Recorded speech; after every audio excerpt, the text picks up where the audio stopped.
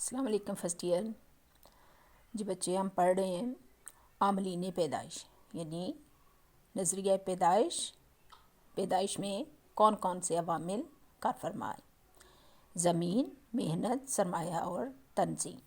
تو اس میں سب سے پہلا عامل زمین ہم نے شروع کیا ہوا ہے، جس میں سے ہم نے دیکھا ہے زمین کیا ہے، زمین کی تعریف، زمین کے بارے میں ماہرین کی رائے، زمین کی خصوصیات، زمین کی اہمیت، اور آج ہم نے دیکھنا ہے کہ وہ کون سے عوامل ہیں جو زمین کی پیداواری استعداد کیا ہے، اس کی پروڈکٹیوٹی۔ کسی شے کی استعداد کا مطلب ہے کہ وہ شے جس مقصد کے لیے بنی ہے اس مقصد میں کتنا استعمال ہو سکتی ہے اور اس میں کتنی پیداوار ہو سکتی ہے۔ مثلاً اگر کوئی مشین ہے تو اس کی استعداد کا مطلب ہے کہ وہ مشین جیسے کپڑے کی مشین ہے تو وہ کتنا کپڑا اپنی پوری لائف میں بنا سکتی ہے، یا ختم ہونے سے پہلے لائف ٹائم میں وہ کتنا کام کر سکتی ہے۔ زمین کی پیداواریت کا کیا مطلب ہے؟ زمین جس کام کے لیے استعمال ہو رہی ہے وہ بہتر طور پر کیسے استعمال ہو سکتی ہے، اس سے زیادہ پیداوار کیسے حاصل ہو سکتی ہے، اس سے زیادہ سرمایہ کیسے، یا منافع کہہ لو، کیسے منافع مل سکتا ہے۔ زمین کی استعداد میں صرف اس کی زرخیزی یا کاشتکاری سامنے نہیں رکھنی ہے، آپ نے یہ دیکھنا ہے یہاں پر زیادہ تر چیزیں جو ہیں وہ کاشتکاری کے حوالے سے لکھی ہوئی ہیں، لیکن آپ نے یہ بھی دیکھنا ہے کہ زمین جس کے اوپر کارخانے بنائے جاتے ہیں، جس کے اوپر گھر بنائے جاتے ہیں، عمارتیں، آفس بلڈنگز بنائی جاتی ہیں، اسکول کالج بنائے جاتے ہیں، زمین کس علاقے میں کس استعمال میں زیادہ بہتر طور پر زمین کے مالک کو فائدہ دے سکتی ہے، وہ اس کی پیداواریت ہے۔ تو یہاں پر دیکھتے ہیں کہ قطع زمین کی اس نے زیادہ جو بحث ہے اس پر کی ہے۔ سب سے پہلا اس نے کہا ہے کہ قدرتی عناصر ہیں زمین کی، یہ آپ دیکھو کیٹیگریز اس نے بنائی ہیں، عناصر، عوامل، یا کن چیزوں پر ڈپینڈ کرتی ہیں وہ حرکات۔ قدرتی عناصر، اس کے بعد آ گیا انسانی عناصر، ٹھیک ہے، اس کے بعد آرٹیفیشل مصنوعی ذرائع، سرمایہ، 2، 3، 4 نمبر پہ سرمایہ، 5 نمبر پہ زمین، جس علاقے کی زمین کی بات ہو رہی ہے وہاں کے ذرائع نقل و حمل، وہ زمین کس جگہ، محل وقوع کس جگہ پر ہے جس کی بات ہو رہی ہے۔ تو یہ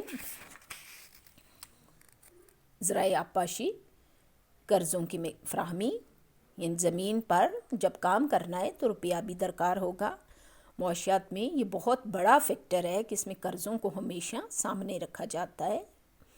سیم اور تھور، اگر زرعی زمین کی بات ہو رہی ہے تو زمین کی آپ یوں کہہ سکتے ہو کہ زمین کی بیماریاں۔ سب سے پہلا ہے قدرتی عناصر۔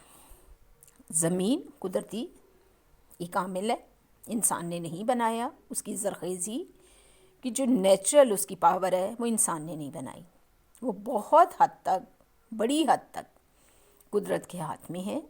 اس میں کمی بیشی ہو سکتی ہے، اس کو بہتر سے مزید بہتر بنایا جا سکتا ہے، لیکن بنجر کو بہتر نہیں بنایا جا سکتا، وہ کسی اور کام میں آ سکتے ہیں۔ تو یہ طبعی خصوصیات ہیں، یہ خدا کی طرف سے ہیں، ان کو انسان اپنے، یعنی پتھروں کو زرخیز زمین میں نہیں بدل سکتا، زرخیز میدانوں کو دریاؤں میں نہیں بدل سکتا، ریتلی زمینوں پہ پہاڑ نہیں کھڑے کر سکتا، یعنی خود انسان اس چیز کو بدل نہیں سکتا۔ تو یہ ہیں طبعی خصوصیات، ٹھیک ہے، یہ چینج نہیں ہو سکتی۔ بنجر، پتھریلے، ان کی استعداد کم ہوگی، جبکہ زرعی زمینیں جو زرخیز ہیں، ہموار ہیں، دریاؤں کے قریب ہیں، وہ محل وقوع میں بھی آ جائے گا، وہ زیادہ استعداد رکھتی ہیں۔ بارش، یعنی قدرتی عناصر میں زمین میں، کیونکہ ابھی ہم نے پڑھا ہے کہ اس میں زمین کے اوپر، زمین سے نیچے، اور موسم، آب و ہوا، بارش، پہاڑ، جنگلات سب آ جاتے ہیں۔ تو بارش قدرتی عطیہ ہے، اس پر بھی انسان کا کوئی عمل دخل نہیں ہے۔ جن علاقوں میں بارشیں موسم کے مطابق اور زمینوں کی ضرورت کے، فصلوں کی ضرورت کے مطابق ہوتی ہیں تو وہاں پیداوار زیادہ ہوتی ہے، جبکہ ریتلے ریگستانوں میں یا پھر کچھ ایسے علاقوں میں جہاں بہت زیادہ بارشیں ہوتی ہیں وہاں پر زرخیزی یا اوورآل آپ کہہ لو زمین کی پیداواریت کم ہو جاتی ہے۔ آب و ہوا بہت زیادہ گرم اور بہت زیادہ سرد علاقوں میں بھی استعداد کار کم ہو جاتی ہے، جبکہ جو معتدل علاقے ہیں یعنی فصلوں کی پیداوار کے مطابق ہیں وہاں پر اس کی پیداواریت بہتر رہتی ہے۔ زمین کی ساخت یعنی کیسی ہے وہ زمین؟ ہموار ہے، چکنی ہے، تھل مطلب ریگستان ہے، کس ٹائپ کی ہے؟ تو اس کے لیے کہتے ہیں کہ یہ زمین جو ہموار اور چکنی ہے وہ چاول، کپاس، گنا بہت زیادہ، یہ جو مین پنجاب کہلاتا ہے، سیالکوٹ، گجرات، گوجرانوالا، یہاں کے چاول، کپاس اور گنے کی فصل بہت ہی، سرسوں بھی یہاں پر،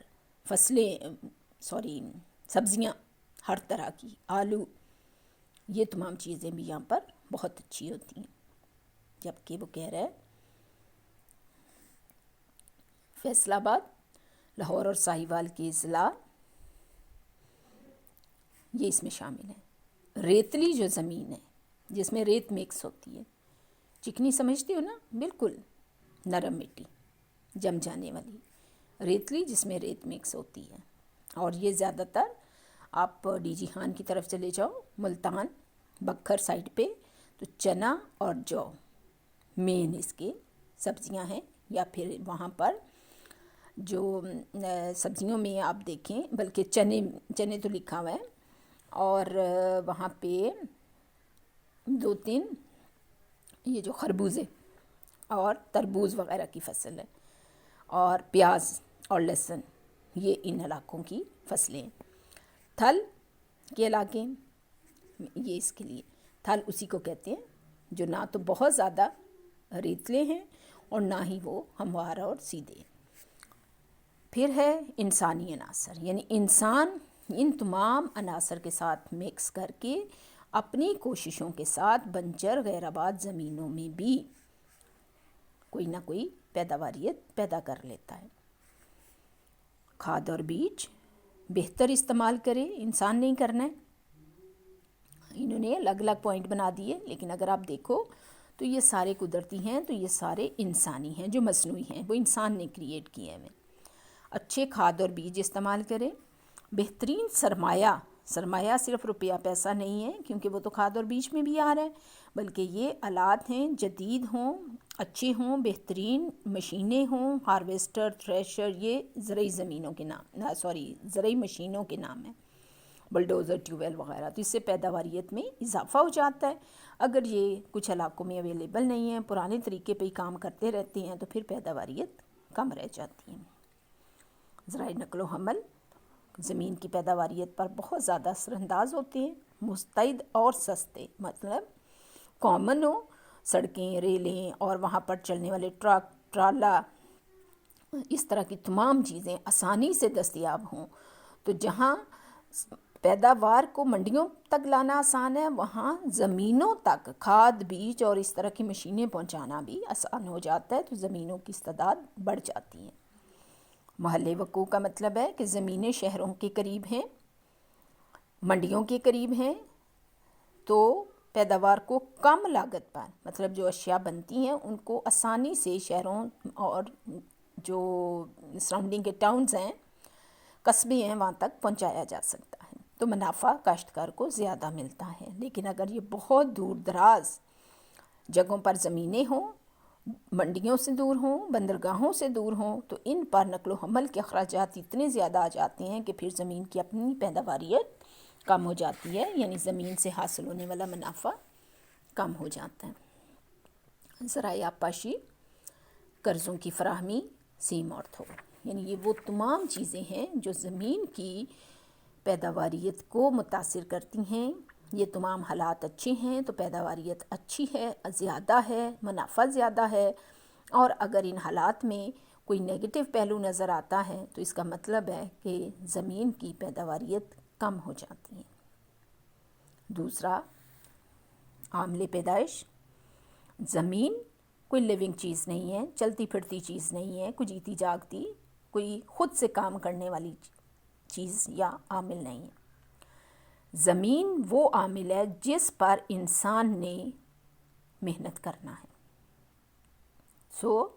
زمین قدرتی وسائل ہیں اگر، تو محنت انسانی وسائل ہیں۔ جیسے ابھی آپ نے زمین کی پیداواریت میں بھی انسانی وسائل پڑھے، تو انسانی وسائل ہی اصل میں محنت ہے، ورنہ زمین کتنی بھی زرخیز ہو، اس کو استعمال کرنے والا کوئی نہیں ہے تو زمین کا کوئی فائدہ نہیں ہے، اس کی پیداواریت زیرو ہے۔ انسانی وسائل ہیں جو قدرت کی طرف سے مہیا کردہ خصوصیات کو حاصل کر سکتے ہیں، خصوصیات کو استعمال کر کے منافع کما سکتے ہیں۔ تو محنت اگلا عامل ہے۔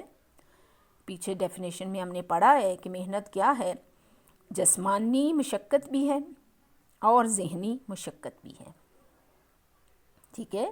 عام طور پہ محنت کہتے ہیں محنت کی، کسی نے بہت کام کیا، لیکن جب ہم اسی کو استعمال کرتے ہیں امتحانوں میں بڑی محنت کی، تو امتحان میں آپ جسمانی نہیں بلکہ ذہنی کام کر رہے ہوتے ہیں۔ اس کا مطلب ہوا کہ معاشیات میں بھی یہی مفہوم استعمال ہوگا، دونوں ذہنی بھی اور جسمانی بھی، جس کے بدلے میں معاوضہ حاصل کیا جاتا ہے۔ شرط یہی ہے کہ کام کے بدلے میں معاوضہ ملے۔ یہ ساری مثالیں دیکھ لو، پیچھے بھی پڑھ آئے ہو۔ تو اس کے لیے مادی معاوضہ، یعنی معاوضہ یہ نہیں ہے کہ آپ کی تعریف کر دی، آپ کو واہ واہ کر دی، یا آپ کو کہا کہ تم آج دوپہر کا کھانا میرے پاس کھا لو اور سارا دن کام کرتے رہو، نہیں، اس کو مادی طور پر، یعنی کھانا ایک عام چیز ہے، اس کو آپ معاوضے کے طور پہ شامل نہیں کر سکتے۔ ہاں یہ ہو سکتا ہے کہ اس شخص کی لیونگ میں تینوں ٹائم کے کھانے کے بدلے میں آپ نے اس کو ملازم رکھا ہوا ہے، تو ظاہر ہے یہ بھی اس کا ایک معاوضہ ہو جائے گا۔ پروفیسر مارشل نے اس کی کیا تعریف کی ہے کہ وہ ذہنی یا جسمانی کاوش ہیں، کاوش کوشش کو کہتے ہیں، محنت کو کہتے ہیں، جدوجہد کو کہتے ہیں، جو جزوی یا کلی طور پر کسی ایسے مقصد کے لیے کی جائے جو اس لذت سے مختلف ہو جو کام کرنے میں براہ راست حاصل ہو۔ لذت کیا ہے؟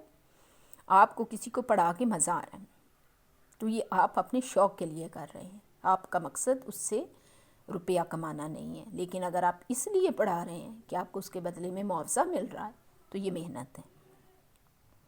آپ کو کھیتی باڑی میں، گارڈننگ میں مزہ آتا ہے تو یہ آپ کی اپنی مرضی ہے، لیکن اگر آپ کسی کے لیے گارڈننگ کر رہے ہیں تو یہ محنت ہے۔ تو محنت کی اصطلاح میں وہ تمام انسانی خدمات شامل ہوتی ہیں جس کے بدلے معاوضہ ادا کیا جاتا ہے، ٹھیک ہے۔ تو بنیادی نکات اس کے کیا ہوئے؟ 3 ہوئے، 3 اس میں سے نکلیں۔ پہلی بات کہ یہ انسان کی کوشش ہے، 2 طرح کی کوشش ہے، کیونکہ محنت تو کہتے ہیں کہ گدھے اور اونٹ بھی کر رہے ہیں، ٹھیک ہے۔ تو انسانی کاوش ہے، human efforts, mental and physical human efforts which gain the material payments, اکٹھا ہو گیا، mental and physical efforts of human which gain the material payments. This is the labor. One word for محنت کیا ہے؟ لیبر، انسانی کاوش، ذہنی اور جسمانی کاوش، اور اس کے بدلے میں معاوضہ ملتا ہے۔ یہ اس کے 3 بنیادی فیکٹرز ہیں۔ آپ کو میں نے سوال بنانے کے طریقے بتائے ہوئے ہیں۔ آپ پہلا بناؤ گے محنت کیا ہے، محنت کا مفہوم بیان کریں، انسانی وسائل کی وضاحت کریں۔ تو انسانی وسائل 2 ہیں، آگے آپ کیا تنظیم آئے گا تو وہ بھی پھر انسانی وسائل میں شامل ہو جائے گا۔ مارشل نے محنت کی کس طرح سے تعریف کی ہے؟ محنت کی بنیادی نکات بیان کریں، محنت کی اہمیت سے کے بارے میں آپ کیا جانتی ہیں، یا محنت کی اہمیت پر نوٹ لکھیں۔ ابھی میں نے آپ کو بتا دیا کہ زمین ہم نے پڑھا ہے، زمین کی پیداواریت 2 چیزوں پر ڈپینڈ کرتی ہے، قدرتی عناصر اور انسانی، تو انسانی عناصر ہی اصل میں محنت ہے۔ تو محنت کے بغیر باقی 2 بھی اگر آپ دھیان دو تو سرمایہ روپیہ، پیسہ یا مشینیں، آلات و اوزار ہیں جو انسان استعمال کرتا ہے۔ تنظیم ایک آجر ہے، ایک مالک ہے جو کارخانہ قائم کرتا ہے یا کسی ادارے کا آغاز کرتا ہے، بنیاد ڈالتا ہے۔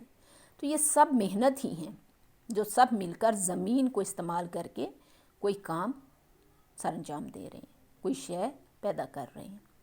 تو محنت کا کردار بہت نمایاں ہو جاتا ہے پھر۔ ٹھیک ہے، یہاں تک اس کو بس کرتے ہیں، کل انشاءاللہ آگے شروع کریں گے محنت کی خصوصیات سے، بلکہ تھوڑا سا اس کو دیکھ لیتے ہیں کہ محنت کی خصوصیات کیا ہیں۔